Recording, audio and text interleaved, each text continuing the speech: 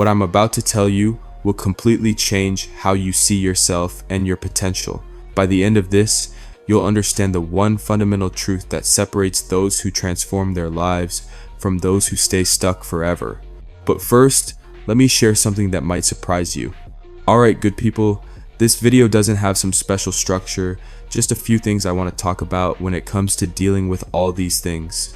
But one of the main problems I want to address, or actually it's all the same thing, but it's just thinking that keeps you where you are, thinking that brings you down, thinking that makes you struggle. But you have to be good to yourself. I won't say nice, because nice people get run over. Be good to yourself, don't be too sweet, don't be too soft on yourself when you're on this path, but you also don't want to be too harsh on yourself. You don't want to beat yourself up. You need to give yourself more credit. We just don't have it all figured out. If you're watching this, I suspect you're between 15 and 25 years old. If you're older, it still doesn't matter, but we don't have life figured out, you know what I mean? My 70-year-old grandmother and grandfather are still figuring out life. They say every day, "We're figuring it out, baby." You know what I mean? But you'll never figure it out. And whoever says they figured it out, they're dead, they're lying to you, they're lying to themselves. And that's just what it island. But ultimately, we don't worry about anyone else. We worry about ourselves. You have to fix yourself. You're working on yourself. There's actually nothing wrong with you, but there's something in your life that you're upset about. So realistically, we need to fix these things. But don't compare yourself to other people. Just because someone else is doing something and you're not doing it, that doesn't mean anything. You can do anything you want if you set your mind to it, if you have control over it. You can do it. You can achieve it. Everything that's out of your control, you can't worry about it. What people think about you, it doesn't matter. How people treat you, it doesn't matter unless you value that opinion. Now, if the reason they're treating you negatively is something you have no control over, of course it's going to hurt, but you can't do anything about it. If someone hates you for being authentic, or someone hates you, treats you badly, and you haven't done anything bad to them, of course it hurts if you care about them, but there's nothing you can do. All you can do is control what you can control and get better every day. When you're on this path, don't look at it through 10 years or through a year. Take it one day at a time. Every day beat yourself. Every day win that battle. Every day write down a list of all the things you like about yourself. Write down a list of all the things you don't like about yourself. All the things you want to change. Every day, you have to make decisions that bring you closer to that best version of yourself. That's why it's important to set goals. It's important to have purpose in mind, because how can you say you're a good shooter or that you play basketball, or can you say you're a good shooter if there's no hoop to throw the ball into? There's no basket for the ball to go into die. You'd just be shooting into the air, and there's nothing to, you know what I mean, mark your progress. There's nothing to claim. There's nothing for you to. There's no reason for you to claim accuracy if there's no target. Similarly, there's no reason to beat yourself up if you don't have a goal. You need to set a goal. You need to have some goals, and they should be good goals. They should be realistic goals. They should be things you can achieve in a short period of time, medium period of time, and long period of time. As I said, the biggest thing for me was to start by just winning every day, just every day, because that's all we have. We don't have tomorrow, and we don't have yesterday. We experience everything as today. So why worry only about today? Prepare for your future, embrace your future, learn from your past, you know what I mean? Embrace your past and be grateful for those experiences, good, bad, and ugly, because they all teach you something. But it's all about taking everything one day at a time. I do this little silly exercise, and you can do it too. If you ever get into a situation where you feel like your impulses are controlling you, if you feel like you're feeling depressed or anxious about something, EQI. Literally announce your steps. I might be driving in a car, I announce tapping my hand, or, I move my fingers, but I move left, right, left, right, left, right, left, right, left, right. I might even do left, left, right, right, but I announce what's happening in the present moment. I'm not thinking about whether it will be right in 25 steps. I'm not thinking about whether it was left or right 25 steps ago. I don't think about that. I'm here and now. I'm dealing with everything. Stop giving yourself problems you don't have, and stop worrying about things you can't control. Of course it's hard. You're human, and you have a brain that's so strong it's weak. Of course you'll have problems. Of course you'll go through things. Of course you'll struggle. But if you want it, if you want to achieve something, you have to go through fire. You have to go through fire. You have to go back into that fire and see what's feeding that fire. Was it some trauma? Is it lack of relationships? Is it because you feel lonely? Is it because you're stressed? You need to figure out what in your life makes you feel what you feel and makes you choose what you choose in your life. Where do your decisions get influenced from? And when you go back into that fire, it's going to burn, it's going to hurt, there's going to be a lot of smoke, you won't be able to see very clearly. Sometimes we know exactly why that fire is being fed, and sometimes we don't want to go back into that fire because we tried so hard to run away from it. But what you don't understand is when you run away from your fire, when you run away from your trauma, you leave a gas trail behind you, and that fire just keeps following you, keeps going. And when you lie down at night, it comes for you. When you're stressed, it comes for you. When you go through situations that remind you of those situations, it comes for you. When you go through situations and people challenge you, your traumas and all that come for you, but when you go back and go extinguish that fire, you become a firefighter. Of course you'll get burned, but there's certain protection. There are things you can wear to help you fight that fire, but you have to extinguish it. Nobody else can dot. They can give you supplies, they can help you blow out a few flames, but the flame is inside you. Nobody can reach inside you unless you let them. But the main thing is you allow it. You need to allow people to help you. You need to be vulnerable so people can help you, but most importantly, so you can help yourself. Because when you suppress these things, when you suppress these traumas and run away from your problems, they just build up like a snowball. And the bigger they get, the harder they crush you, the worse it will be when it really hurts you. That's why it's important to face your demons face to face. It's important to sit in that room alone. It's important to sit in that room and be bored. Learn to embrace boredom, sit there and not scroll through your phone. Sit there and stay away from things that trigger you, whether it's people, places, or activities, things you hear, see, whatever experiences trigger you or cause a negative reaction from you. You need to identify these things, analyze them, and stay away from them. But at the same time, at some point you'll have to get close to that fire and develop resilience so you don't get burned, you know what I mean? If you don't want to be around negative people or toxic people, yes, remove yourself from those situations, but also learn to walk through these people. Learn not to give these people your attention and energy. Same with bad habits and such things. Yes, you abstain from them, you walk away from them, but learn to sit in a room with them. Learn not to feed it. Learn not to give these things your energy, because once your energy is absorbed, there's this endless cycle that keeps going, even when you're not thinking about it. And everything you do leaves an imprint on you. Believe it or not, from the smallest trivial things, it will always leave an imprint on you. You are a canvas, and you will be painted forever. That's life. But ultimately, regardless of what you're going through, regardless of what your goal is, you should always remind yourself why you're doing something. It's important to have a why. Your why won't last every second of the day. You won't think about your why every second of the day, but it's a goal to get you back on the right track. Just like I said earlier, how can you say you're a good shooter if you never had a basket to throw the ball into? How can you say your rifle is on target if you're not aiming at anything? You have no reference point. That's why it's important to have your why.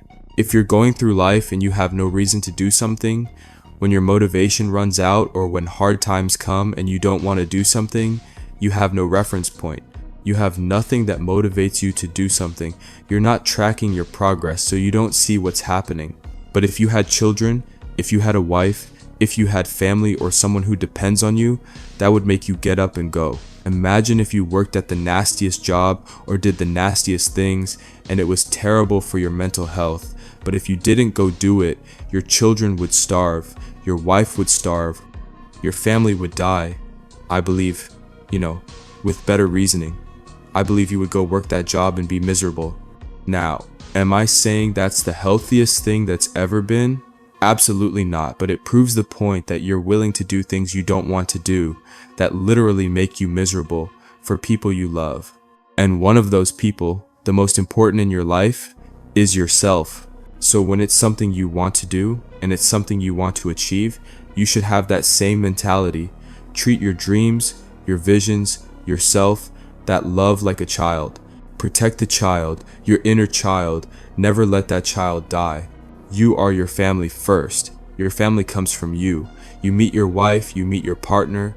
If you're a woman, you meet your husband. You choose your partner, and then you build a family.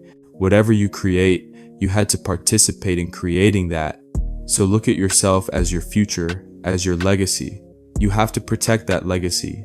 So regardless of what you're going through, regardless of what you want to achieve, remind yourself of your why. My legacy, I'm protecting my legacy, I'm protecting my child, I'm protecting everything I stand for, and every decision I make should bring me closer to that. Because if we turn this the other way, if there's something I don't want to be, but every decision I make brings me closer to that, you're walking away from your goal, you're walking away from who you are. And it's all about establishing that love and compassion for yourself.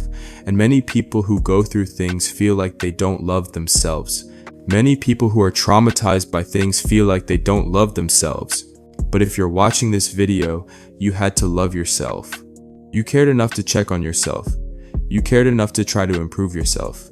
If you're looking for videos about how to love yourself, or how to fix this, or how to fix that, that's self-love. Because if you didn't care about yourself, you wouldn't be watching this. If you didn't care about yourself, you wouldn't be looking for a certain feeling, or certain love, or certain understanding, because you wouldn't care. You're not neglecting yourself.